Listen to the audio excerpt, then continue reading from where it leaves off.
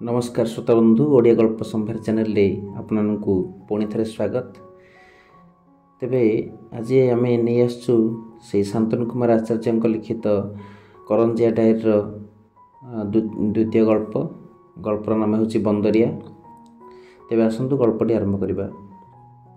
हे शुणी जा कहूँ हे बासा मास्ट्रे प्रसा बसी भेड़ आरपटे स्कूल छोट छोट कुनि कुनि पिलांक स्कूल। हठात गोटे लोक कौठू बाहरी आसिला और सर्वसाधारण रास्ता छाड़ी बिले बिले धपालिबा देखि पकई बासा मास्ट्रे चमकी पड़िले। बड़ पाटी करी उठिले, हे एना चिकना एड़ताना। तार अर्थ होची हे सेटा कौन नहीं पलाउछु। किंतु मनुष्यटा पछकू कि कड़कू कुआड़े न चाही बिले बिले छुटी चलला। अरे बासा मास्ट्रे चमकी पड़े पुणी थे। उठी ठिया पड़ू पड़ू टेकी हो जाइथिबा धोतीटा को आंठू तलकू खसाई पकाइले। सेठू रड़ीचा छाड़ले, बंदरिया बंदरिया आम पिलारू गोटाए नहीं पलैला। हे मास्टरक डाक बहु दूर जंगल आड़क खेदी जाई पुणी थे प्रतिध्वनित हो फेरिआसवा भितर आखि आगरे धाई पला जाउथिबा लोकटा संपर्क में एक सविशेष भय स्थान पाई सारिथिला तांको मस्तिष्करे। बासा मास्ट्रे स्थानीय लोकमानंक भितरे सबुठारु तीक्ष्ण मस्तिष्कवान व्यक्ति रूपे परिचित। स्थानीय प्राथमिक स्कूल प्रधान शिक्षक से। बासा मास्ट्रे स्थानीय लोक नुहंती, तांको घर अन्य जिल्लारे। तांकर मातृभाषा मध्य स्थानीय भाषा नुहे, किंतु स्थानीय भाषा रे अगाध पांडित्य अर्जी सारी से गत अनेक वर्ष भितर। केवल भाषा नुहे, स्थानीय लोकंक चालीचलन आचार विचार और चित्तवृत्ति संपर्क में बासा मास्ट्रे जहाँ जानी सारी यही केतोटी वर्ष भितर अन्य केही जान नथिबे सेते दूर बुझी नेथिले निजे बासा मास्ट्रे। संभवतः सही कारणरू पिठिरे कौन गोटाए विराट थलथलिया बोझ उठे बिल बाटरे दिन द्विपहरे धाई पलाई जाउथिबा मनुष्यटाକୁ देखु देखु से बुझी नहीं सारिथिले सेही भयंकर व्यापारटीकू। लोकटा निश्चय गोटाए बंदरिया। गभीर अरण्य विशेषतः राज्य सीमांतरे दिशुथिबा सेही कला अरण्य प्रदेश निवासी। एही बंदरिया माने कि भयंकर मनुष्य तो नुहे, जंतु जो माने मांकड़ मांस खाआंती। मांकड़ परी एबे भी बनरे बुलंती। मझिरे मझिरे बनरू बाहरी आसंती आउ सभ्य समाजरू एपरिकी आदिवासी संप्रदाय भितरू मनुष्य पिला चोरे नहीं पलाई जाती सीमांतर से रहस्यमय रिजर्व फरेस्ट अंतराल को, जेउठिकी थरे पशिगले आउ पत्ता मिले नहीं काहारी। लोकटा निश्चय से बंदरिया पिला धराली से। बासा मास्ट्रे आउ थे चित्कार करी उठिले, साबिस आलम सेनवा, हे आलम नेरिया। तार अर्थ होची रह रह, पलाना दौड़ना हे। किंतु मनुष्यटा हुए तो काल किंबा से स्थानीय आदिवासी भाषा बुझेना, अथवा बुझी मध्य। खरा दिन टाइया खरा चाष जमी रे ओडे हल बुली सारी थाए। जमी उपरे टेला माटी, किंतु बंदरिया लोकटा एका मुहा पलाई जाउथाए। तार लक्ष्य से गोटाए बोर्डर फरेस्ट। बेस दूर रे साबजा कला रंगर से जो विराट उच्च कांथटा देखा जाउथाए से बोर्डर फरेस्ट, ओडिशा बिहार सीमांतर रिजर्व फरेस्ट।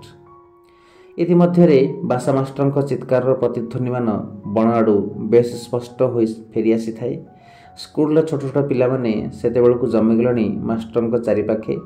पाख गाँव भी अध डजने आदिवासी युवक बाहरी आसी थांती। उकुरी अकंतिया जार अर्थ होची काहीं गला कुआड़े पचारुथांती युवक माने। बासा मास्ट्रे खेल आरंभरू अंपायर हुइसिल मारला परी तत्क्षणात कें होई कही पकाइले, सेपड़ कुंबई ताना। पिला चोरी कर नहीं पलाउछ रे, साबिम धर। ठीक पर मुहूर्त आरंभ होगला खेल।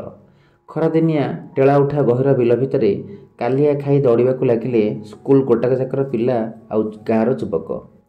बासा मास्ट्रे अंपायर परी से गोटाए जगार ठिया होइथांती। मझिरे मझिरे हुइसिल मारुथांती, अटंगार साबिम। ପିଲା ଚୋରି ଧର ଧର। ସୀମାନ୍ତ ଅରଣ୍ୟର ସୀମାର ଅନତି ଦୂରରେ ଅବଶେଷରେ ପିଲାଚୋର ବନ୍ଦରିଆ ଲୋକଟାକୁ ମାଡ଼ି ବସିଲେ ବାସା ମାଷ୍ଟରଙ୍କ ଶିଷ୍ୟ ଅଣଶିଷ୍ୟମାନେ ସମ୍ମିଳିତ ପ୍ରଚେଷ୍ଟାରେ। ପୂର୍ବରୁ ଢେଲା ପଥର ମାଡ଼ରେ ଲୋକଟା ଘାଏଲ ହୋଇସାରିଥାଏ। ତା ଦେହ, ମୁଣ୍ଡ, ମୁହଁ, ନାକରୁ ରକ୍ତ ଥପ୍ ଥପ୍ ପଡ଼ି ଚାଲିଥାଏ ତା ପଛେ ପଛେ ଦୌଡ଼ିବା ବାଟରେ। କିନ୍ତୁ ବାସା ମାଷ୍ଟରଙ୍କ ଶିଷ୍ୟ ଅଣଶିଷ୍ୟମାନେ ସେ ଦିଗକୁ ନିଘା ଦେଇ ନଥିଲେ। ସେମାନେ ଆଗ ଦରାଣ୍ଡି ପକାଇଲେ ତଳେ ମୁହଁମାଡ଼ି ପଡ଼ିଯାଇଥିବା ବନ୍ଦରିଆଟାର ପିଠିର ଉପର ବୋଝଟାକୁ। ସେଇଠୁ ଖେଁ ଖେଁ ହସରେ ଉଦୁଉଦିଆ ଦିହିପହରଟାର ଯାବତ୍ ଭୟ ଆଶଙ୍କା ଉତ୍ତେଜନା ଗୁଡ଼ିକୁ ପ୍ରଶମିତ କରିଲାଗିଲେ ସେମାନେ। ଦୂରରୁ ବାସା ମାଷ୍ଟ୍ରେ କିଛି ଦେଖିପାରୁ ନଥାନ୍ତି। ବଡ଼ ପାଟି କରି ଡାକି ପଚାରୁଥାନ୍ତି ବାରମ୍ବାର, ଆରେ କ'ଣ, କାହା ପିଲା ସେ? ମରିଛି ନା ବଞ୍ଚିଛି ରେ? ପିଲାମାନେ, ସ୍ଥାନୀୟ ଯୁବକମାନେ ଖାଲି ହସୁଥାନ୍ତି ଖେଁ ଖେଁ। ସେମାନଙ୍କ ପାଦ ପାଖରେ ସାଂଘାତିକ ଭାବେ ଆହତ ମୁର୍ମୂଷୁ ପଶୁ ପରି ଆସ୍ତେ ଆସ୍ତେ ମରିଯାଉଥିବା ମଣିଷଟା ସୁକୁ ସୁକୁ ହେଉଥାଏ। ଆଉ କେଜାଣି କେଉଁ ଭାଷାରେ କ'ଣ ପଦେ ଅଧେ କହି ପକାଉଥାଏ। ବାସା ମାଷ୍ଟ୍ରେ ତଥାପି ସେଇ ସ୍କୁଲ ପାଖ ଭେଡ଼ା ଆଢ଼ୁଆଳ ଛାଇରୁ ଡାକ ମାରୁଥାନ୍ତି, ହେ କିରେ, କ'ଣ ସେଇଟା? କ'ଣ ରେ? ମଣିଷ ପିଲା ନା ଆଉ କ'ଣ ରେ? ବାସା ମାଷ୍ଟରଙ୍କ ଶିଷ୍ୟମାନେ ବନ୍ଦରିଆଟିକୁ ଛାଡ଼ି ଦେଇ ମାଟିରୁ ଉଠାଇ ଆଣିଲେ ଆଖର ସେଇ ରହସ୍ୟଜନକ ଭାରଟିକୁ ତାର। ବାସା ମାଷ୍ଟରଙ୍କୁ ଦେଖାଇବା ପାଇଁ ଭାରଟିକୁ ତାର ମୁଣ୍ଡ ଉପରକୁ ଟେକିଦେଲେ ସେମାନେ। ସେଟା କିଛି ନୁହେଁ, ପଣସଟାଏ, ବଡ଼ ପଣସଟାଏ। ମାଷ୍ଟ୍ରେ ସ୍ତମ୍ଭୀଭୂତ ହୋଇଗଲେ। କିନ୍ତୁ ତାଙ୍କ ମନ ଭିତରେ ଉପମାଟାଏ ହଠାତ୍ ଏକ ଉପମେୟ ସାଥିରେ ମିଶିଗଲା ସେଇ ଗୋଟାଏ ଝଲକରେ। ପଣସ ଆଉ ମଣିଷଙ୍କ ଆକୃତି ଭଗବାନ ଏକାପରି ଗଢ଼ିନାହାନ୍ତି ସିନା, ଆହା, କିନ୍ତୁ ଗୋଟାଏ ପଣସକୁ ଲାଉ କରି ପିଠିରେ ବୋହିଲେ ପଣସଟା କେମିତି ଅବିକଳ ମଣିଷ ପିଲା ପାଲଟିଯାଏ ହୋ। ଆହା, ବିଚାରା ପଣସଟା ନେଉଥିଲା ତାହେଲେ। ସେଇ ଅବସରରେ ପିଲାଚୋର ବନ୍ଦରିଆଟାର ପ୍ରାଣବାୟୁ ଉଡ଼ି ଚାଲି ଯାଇଥାଏ। ତାର ରକ୍ତରେ ଖରାଦିନିଆ ଟେଳା ଉଠା ଚାଷ ବିଲଟାର ରଙ୍ଗ ବେଶୀ ବେଶୀ ଲାଲ ପାଲଟି ଯାଉଥାଏ। ସ୍କୁଲ ପିଲାମାନେ ଅବାକ୍ ହୋଇ ଅନାଇ ରହିଥାନ୍ତି। ବନ୍ଦରିଆମାନେ ଖାଲି ମଣିଷ ମାଂସ ଖାଆନ୍ତି ନାହିଁ, ପଣସ ବି ଖାଆନ୍ତି। ଏହି ଶିକ୍ଷା ସମ୍ପୂର୍ଣ୍ଣ ହେଉଥାଏ ତାଙ୍କ ମନ ଓ ହୃଦୟରେ।